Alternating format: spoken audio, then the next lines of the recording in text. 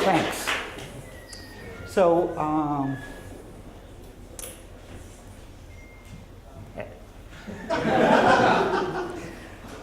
there was a slide I stuck in, but obviously I stuck it in a different version. So, on intellectual humility, which you may not find that phrase in any of the slides that now exist, I was thinking that one way to think about what I am going to say, which is situated in the response to disagreement, and thinks about how the set of capacities that constitutes our epistemic competence would provide for a rather subtle and, I think, powerful response to disagreement, how that kind of picture connects up with epistemic humility. I suppose that in my general thinking, I was rather attracted to the kind of picture that Ian was presenting last night, what he called a doxastic view, which I take at the center of that is that one has a kind of, you're registering your epistemic standing and the relative epistemic standings of others, and once you've encountered disagreement, or at least, and then epistemic humility or intellectual humility would involve a kind of sensitive and appropriate response to that kind of registering. I say registering, he says doxastic. Let me explain that part of the reason for that is that within Terry Horgan and my sort of epistemological approach, we think of what we call iceberg epistemology, where only some very small part of the action is, as it were, above the surface at the level of doxa. But we have a vast range of information to which we respond in many cases automatically. In that sense, I'm also was taken by the view that Heather was characterizing in the previous discussion, where she talked about certain kinds of considerations just appearing on our radar. And so often disagreement would prompt a kind of second thinking in which certain kinds of considerations, many of them having to do with relative epistemic standing, would be flagged for more articulate thinking. So apropos epistemic humility, oh, there's this. What's wrong with this? So anyway, that's why, and my model for an epistemically humble person is, of course, Galileo, because I think that he was fittingly responsive to all sorts of information about the relative epistemic standing of he and those with whom he disagreed.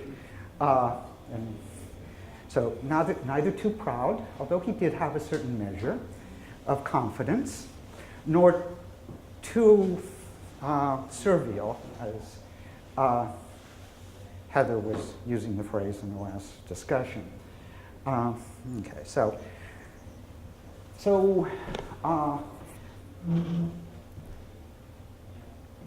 we're thinking about disagreement with respect to some claim P, and this kind of thing provides important opportunities for refining and improving one's own epistemic situation with respect to P. So you can think of this as when you do indeed judge in an informed way that you're in an epistemically less well-off position with respect to P, and this could provide an opportunity to refine one's competence. I'm thinking here of scientific training or things like that. The feedback you get, like, well, you didn't do very good on this exercise, and why didn't you bring this to bear? You start to get a sense for the kinds of considerations that you should fold in to your thinking. And I think of that generally not just as a matter of providing information that you may have lacked, although we could do that as well, but also as refining the how you think, how you approach problems, and this kind of thing. And of course, sometimes it tells you that you've made performance errors, and all of this is very useful. To take advantage of these opportunities, you will need to respond in subtle ways to your available information. We're proposing thinking about this, and I guess I don't really think this is that new. We're proposing thinking about this in terms of a kind of two interrelated abductive inferences. So two matters that are typically matters of the best explanation for the range of informations on which you have to rely. One is regarding P itself. So in a disagreement, Galileo, his other folk, there's the question, is the Earth at the center, or is it the sun, that kind of thing. Of course, that's a part of a large account that is justified by how well it takes account of the range of information and certain kind of theoretical virtues that need to be accommodated. But at the same time, it's undeniable that there's a sense in which Galileo is in a better situation and we are in better situations with respect to disagreement, insofar as we can understand, provide an account of the disagreement. And I don't just mean he says not P, I say P. I mean more like he's or she is going wrong in a particular way, and that's explicable in terms of certain cognitive tendencies. Maybe I can't articulate those, but I've seen them before. So before Tversky and Kahneman, we may have had some ability to figure out the kinds of mistakes people were making. So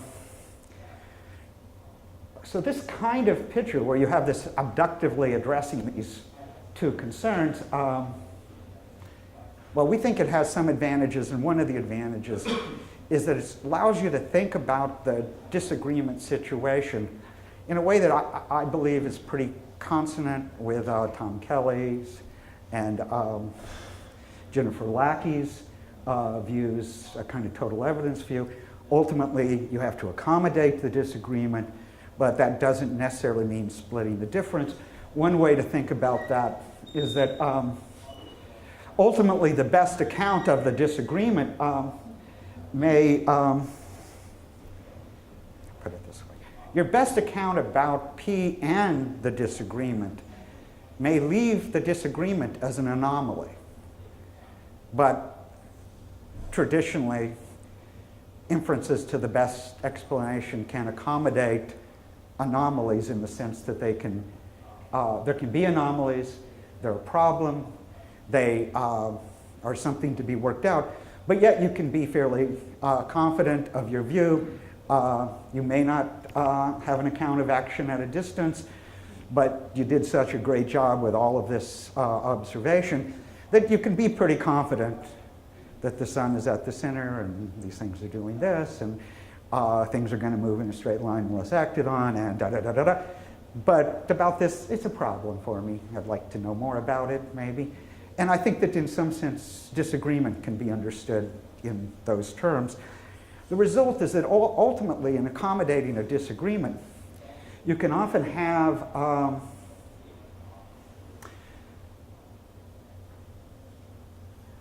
as you work through arguments or considerations with the other parties in the disagreement, you can come to clarify your own thinking about the matter, and in some sense that second thinking can enhance the basis you have for your view, at the same time that there may remain a persistent anomaly that is constituted by the persistent disagreement.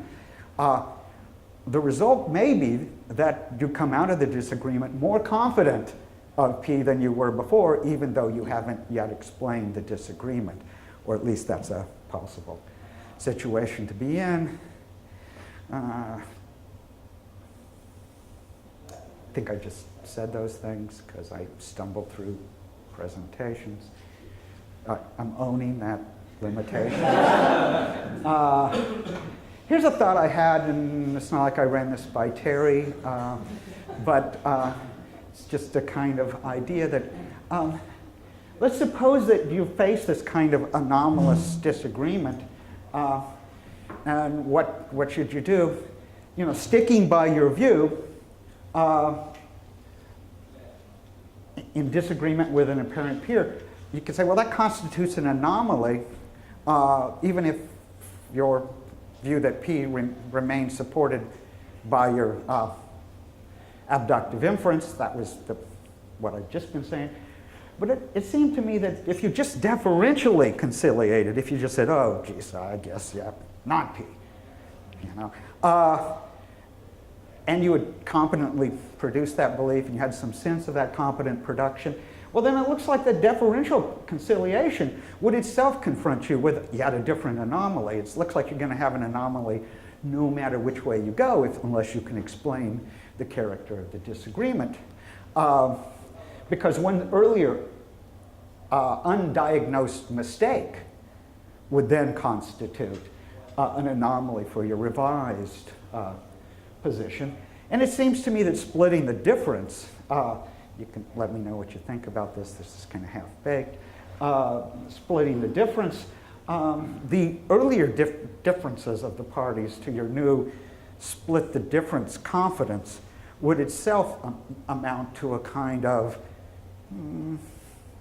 composite set of anomalies for your view. So as long as you don't explain the disagreement, looks like you got an anomaly. That's sort of the bottom line in that case. So I thought I threw this in as kind of just a sort of idea about a kind of disagreement case. And what I'm really going to be heading towards, and I better get there soon, is the kind of information on which you can rely, we think, automatically. So to use the idea of things popping up in the radar, the kinds of things that pop up into the radar. So you can suppose that you're a generally a scientifically informed person, and you kind of kept up on the debate, and maybe you've read the summaries of the governmental panels, and you've followed the matter on certain kinds of general scientific bulletin boards or publications. And I don't think this is particularly out of the ordinary for at least some engaged people. And now you form the belief that anthropogenic climate change is real, and you have these related set of beliefs about the kind of crude picture of how it functions. And now on a particularly cold winter day, you encounter a man who's walking across the parking lot. You're walking across the parking lot. You acknowledge each other and kind of hurried nod. And then he says, so much for that crap about global warming, huh? And what do you make of that? I mean, it looks like, face of it's encountered disagreement, but what do you think? Where are you? I claim that probably the way you think about that case is automatically sensitive to where you are. If you're walking into the Department of Climate Sciences at a significant research institution, it's a joke, right? There's no disagreement, but you've explained the comment, you think. If you're walking into the Department of Motor Vehicles in Stillwater, Oklahoma, chances are it's not a joke.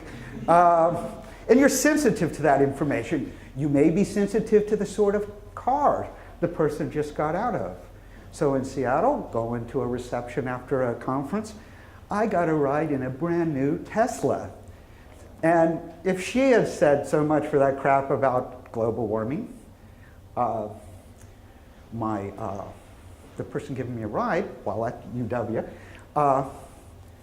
was an engineer, educated at the fine University of Nebraska. If she said so much for that crap about global warming on a cold day, I would have heard it as a joke. If got out of a pickup truck with mud flaps that had rebel flags on them, I know I'm using a bunch of schema here, and I'm unashamed about that because I think that those carry some information, possibly false, but helps us explain the case. I just threw that in because that's the picture of percentages who believe, in anthropogenic climate change. And you don't get much better than that, even in Massachusetts or California. It turns out kind of scary. And you can see how you'd be responding sensitively to base rates in these various cases. And I think it's really important, actually, part of what's behind what I'm thinking. My earliest stuff was in interpretation of cultures and explanation.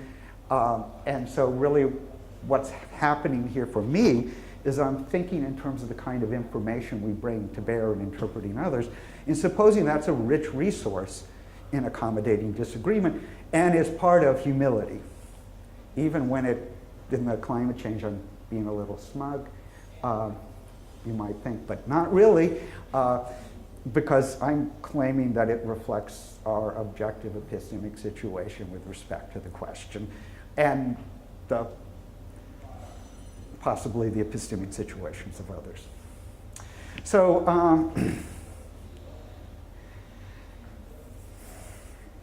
so you might think, well, one thing you might try to do is sort out the kind of situations for a framework for thinking about people's respective situations, and then also begin to address the kinds of information on which we could draw in situating people, and that's really kind of a good bit of what I wanted to do.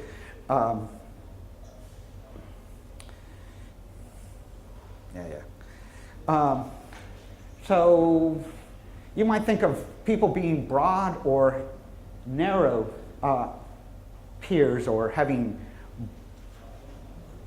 peer relevant competences that make them one is superior to the other, a peer of the other, or a inferior of the other.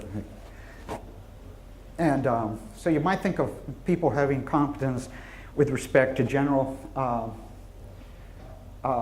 classes of issues, right? So I guess this was the domain specificity mentioned in the question and answers in the last discussion, if you were in here. But you can also then think of it as more finely grained domains, or even kind of fairly specific questions. So, so you could then say, well, two agents can be broadly or even narrowly epistemic peers, and yet they're, well, this is a slightly different, let me go back. So one way of thinking about this, I tend to get stuck on particular kinds of examples. So one is bird identification.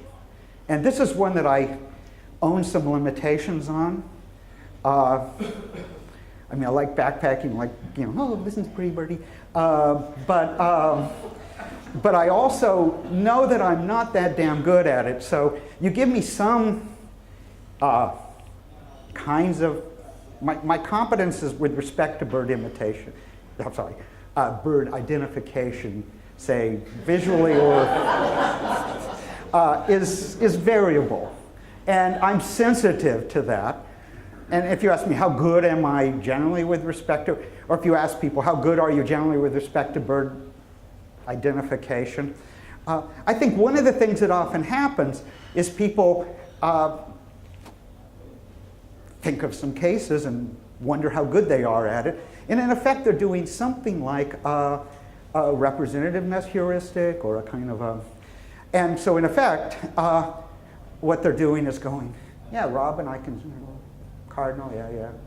Black-capped chickadee, yeah. Sparrow, although they're, anyway. And good enough for government work. I'm pretty good at bird identification. Now you can see what's going on there. But here's the funny thing. Let's suppose that you sat here and go, what's that? And you use a representative sample of birds in their region. I almost guarantee you'll end up getting lower confidences out of that with respect to most of those, other than the cardinal and the black-capped chickadee and the robin, than you will out of the general question. I think that's important because I think we're sensitive to both of these kinds of peerage, but we're more sensitive and it's more probative with respect to the narrow peers or superiors or inferiors. At least we're pretty good about ourselves. And that's kind of strange because the general view is you're good at judging others and less good at judging yourself because you overestimate yourself. And so my suggestion is, or at least, let me say, suggestion, but it's really a hypothesis because I'm owning my limitations here, is that maybe we're pretty good about this with respect to certain particular concrete questions.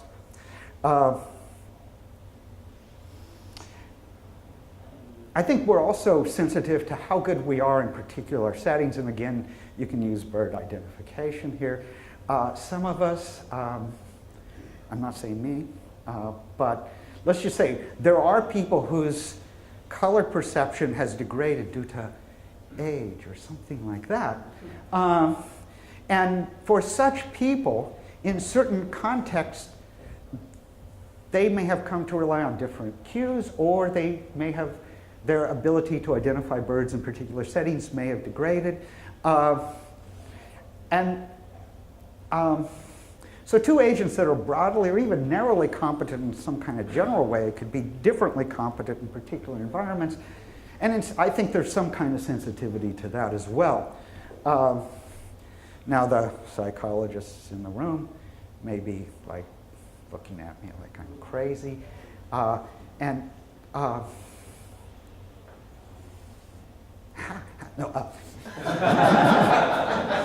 Maybe I am, and you can help me out, because I will own the limits of the empirical basis for this. It is not absent altogether, but it may not be as deep and as searching as you would be able to provide for me. Anyway, if you throw these things together, I mean, I guess the point is, as you move down here, you get screening off. So even if you're a broad global peer, that is with respect to global environments, kind of peers on a particular broad set of questions. Anytime you notice that with respect to the particular environment, you're not peers, even though you remain broad peers, or with respect to the narrow issue, you're not peers. Anytime you have that kind of breaking, that seems to me highly relevant to what you do with disagreement. So 4 trumps the others in significance. But you must just what information do variations have bearing on these manners? What information do they commonly have regarding their own and others' respective competences? And I'm particularly interested about in the case, because I've just kind of given you some reason for thinking that asking how good you are kind of as a general matter, you don't have a good take on that, I suspect, often. Insofar as you do, it's far more probative with respect to the case, the locality, and the narrow issue. But how much do we have to do about that? I'm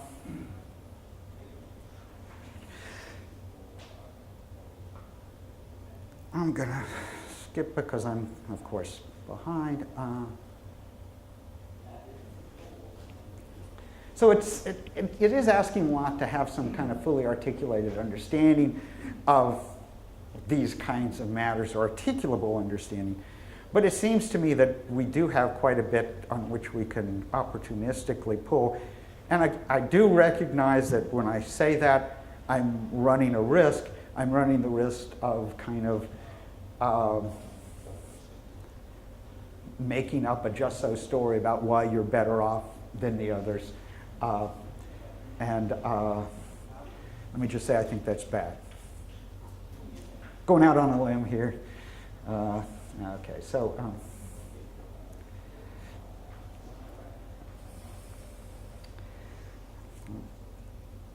I am so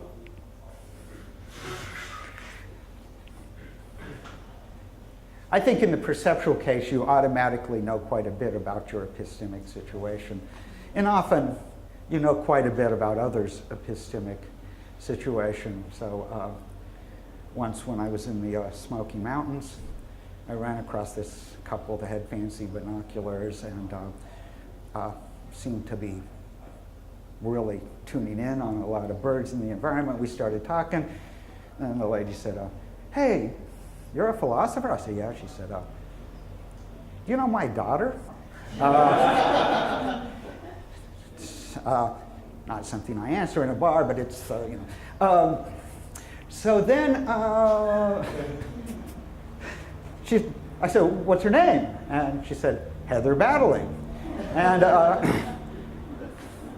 but anyway, the basic idea here is that, you know, I very quickly tuned in to that she was an epistemic superior to me in this context, you know, like, oh, is that a such and such? There is a such and such. I didn't even know there was such a bird. And I pretty quickly figured some of this out. But I think it is largely managed below the surface in iceberg terms. Terry Horgan and I have thought a lot about what Fodor calls the frame problem, scientific belief fixation. How do we put a frame around what's relevant in any given, say, theoretical context? And Fodor suggests that this is a problem that cognitive scientists have a lot of problems with. They have a lot of problems with because it looks really intractable given that everything is potentially relevant to something else by virtue of what other things you might believe. How do you figure out what is relevant? How do you deal with that? And we think that that has to somehow just be a matter of certain things popping into the radar. It can be refined by the things that pop into the radar for other people, but we think that there's no getting around that, and that's part of why we think about iceberg epistemology and a lot being handled subdoxastically. And I think you can compare that to getting a joke. So here's a joke. This is from 2001 New Yorker, Dana Shanahan cartoon. And I don't know if you can read it, but this guy with the red nose here is saying, what I don't get is how she figured out I was having an affair with the babysitter. And the interesting thing about the example is you know who she is, or you suspect, you have a probative guess as to who she is, and you have a pretty good guess as to how she figured it out. And there's a sense in which your guess about that is deeply influenced by ideas maybe not particularly articulate about the transmission of linguistic habits and things like that. So, so I think that we manage a lot. We have a lot of information about others. I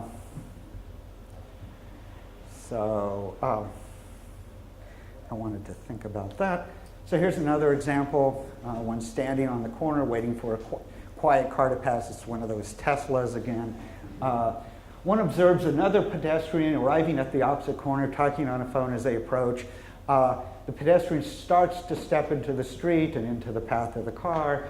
They suddenly glance towards the car, display fear on their face, and jump back. And in this case, it's pretty straightforward knowing what's going on. And I think if you try to unpack, well, there's two things. If you try to articulate the information which you drew, you might find that your articulation is sensitive to more information than you feel like you can articulate. There's reason to think that you're in effect simulating the other person in multiple ways. But whether it's linguistically mediated or managed by a kind of simulation, it reflects the kind of, in some sense, that allows you to manage this by information about others that's more rich in a way that your own understanding of yourself can be rich, if you will. Here's another case. You enter an apartment, you're approached by a person who you know to live there. She greets you and says you can put your coat in that bedroom, pointing through a doorway. So you pretty straightforwardly immediately understand that you're being asked to use what has been designated as a common coat room. Nothing tricky here. You understand the can may phrase is probably saying do. And if you started playing with the case, right? Let's say your boss, none of you are this way, but let's say your boss objects to the smoking of marijuana, and this is common knowledge, which could easily be the case, and the door is closed. You might think they thoughtfully provided a safe room for your coats. There's various things that you can do. You'll notice it's different if the coats are strewn around the room, and she might be, in effect, chastising the others by telling you this. There's various ways in which your interpretation is quite rich. Here's another one. Suppose that you've never encountered a certain turn of phrase that'll come shortly. You've been to a number of gatherings in which people exchange presents by attaching names to them and distributing them at some point. We call those Christmas parties. You're familiar with this common cultural practice. You arrive at a gathering in a somewhat belated fashion. There's a few pieces of remaining cake in plain view, and somebody says there's a piece of cake with your name on it. You look, and there's no inscriptions on these pieces of cake. It doesn't take much intelligence by our standards, right, to figure out that they're saying that one piece of the cake is intended for you, or at least one.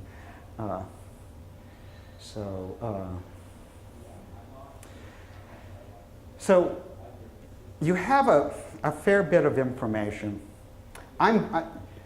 My time here says I'm supposed to stop. Is that right? Well, if you want questions. If I want questions. That's usually the best part. Just overall, again, I'm thinking of all of this information fitting into an abductive inference that often allows you to explain disagreement and situate it. At the same time, I'm supposing that that is related to an abductive inference with respect to the matter under which, or regarding which there is disagreement, and that your abduction with respect to it can, on reflection, be robust, even though you can't explain the disagreement, although I'm supposing that the disagreement remains evidence against that picture. And I stop.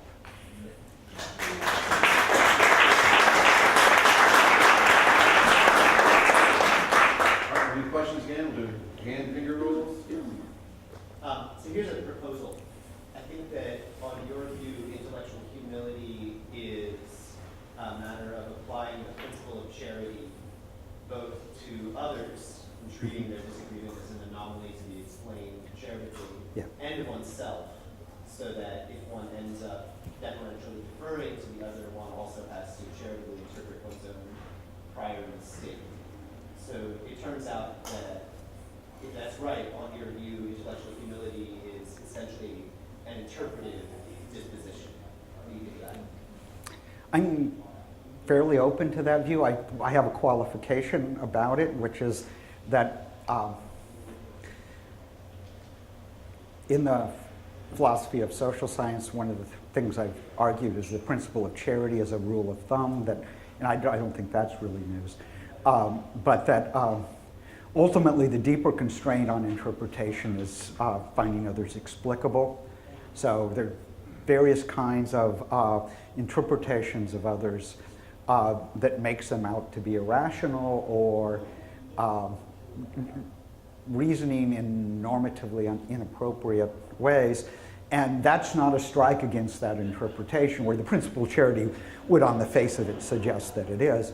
So much of my early work was in interpretation of cultures and cultural anthropology and situated attributions of error. With that in mind, so I would say that the principle of explicability is the deep constraint, and one of the best ways to treat disagreement is in terms of interpretive practice.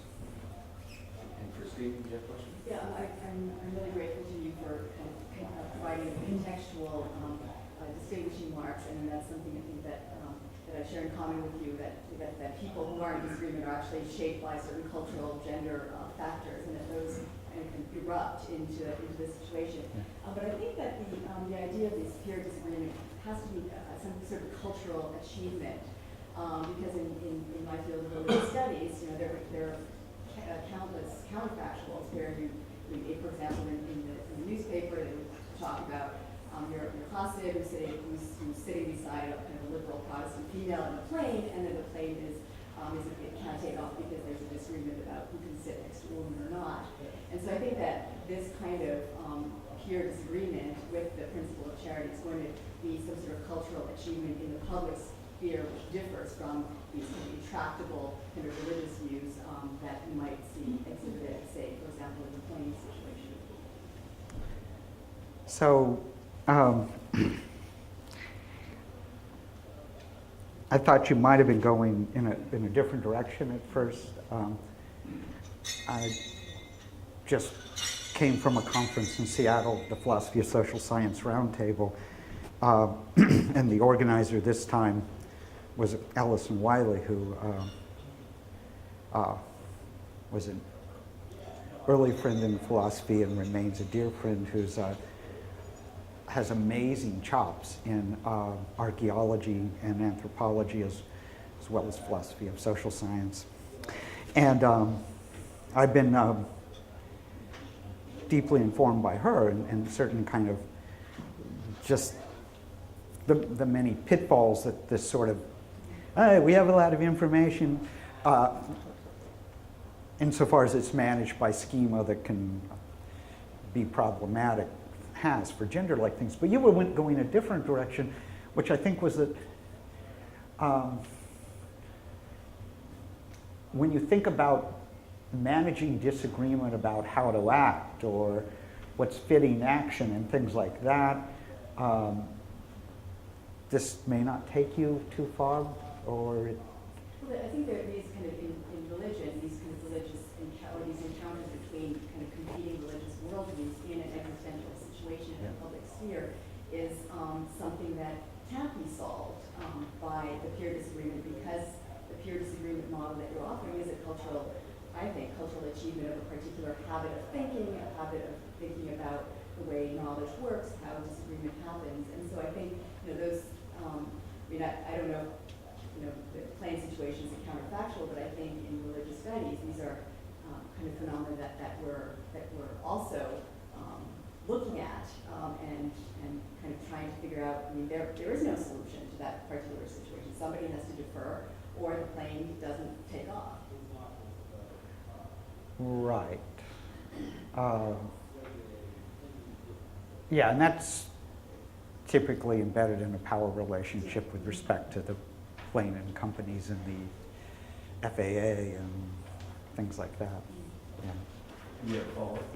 I think this is just following up on what you're saying, but the idea would be, you said one of the things you wanted to have happen was to understand the nature of the disagreement. Yeah.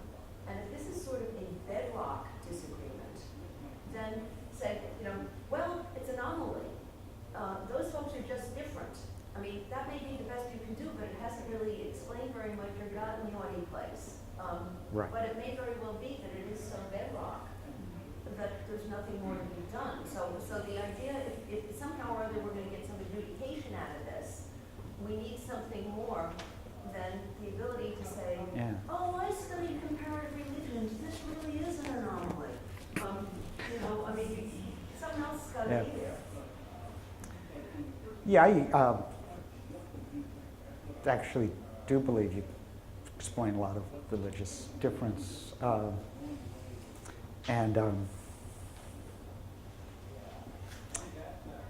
But I'm not sure that doesn't help with what you do when you're dealing with somebody who has deeply held views about what they can and can't do. You might explain them. You might be confident that it won't hurt you to sit there. You're not going to go to hell, you might explain them, and that might be, from an epistemological point of view, you may be just as cozy as you can and should be. And that just means I think you're in a good, strong, lovely, reliable, reliable under suitable modulational control, and throw in any virtuous picture of that you have, any picture of being in a strong epistemic situation. You can be in that with respect to that disagreement, but it doesn't help you figuring out who's going to sit next to who. And I'm worried about the epistemic one because I'm a epistemologist. That's all I'm worried about too. Okay. Is the simple fact that the situation is symmetrical, that the guy who's sitting next to you is in exactly the same position and can explain why you're such a crackpot. Yes. Well, they can't really, but. So,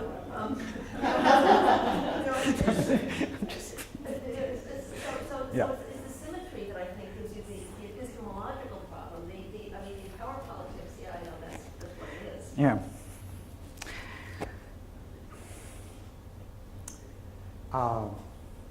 It's the one thing I want to agree with about that is, and it shows up in cutting edge scientific debates, is that it seems to me two practitioners can face anomalous disagreement, or even, well, I'll say anomalous disagreement, and be perfectly right in holding their view. Because it does seem to me that if you think of this as trained, informed competences, and that you can't really step outside of that, then you can have trained epistemic competences that are sort of that are great, but each of them gives a different answer with respect to a particular problem. And you have a story about how certain kinds of simplicity or other things, some kind of holistic feature, certain kinds of inordinate or not sufficient attention to certain kinds of risks are a part of the other's view. And that might be informed. I mean, that might be a good position to be in, given your trajectory through, say, the scientific or other community. You should hold that. So it doesn't get rid of disagreement. But the suggestion is you should stay within that position, that competence. There's nothing else to go to, ultimately. At least with respect to scientific discussions, we have pretty good evidence that often those get worked out as more information, data, constraints on our theorizing come in over the next generation. And as long as we got tenure in the meantime, we're in good shape. So unfortunately, it looks like we're going to be out of time. So I know there are several questions left, so please talk to David while getting some nibbles of coffee and walking out on the porch here. So let's thank our speaker.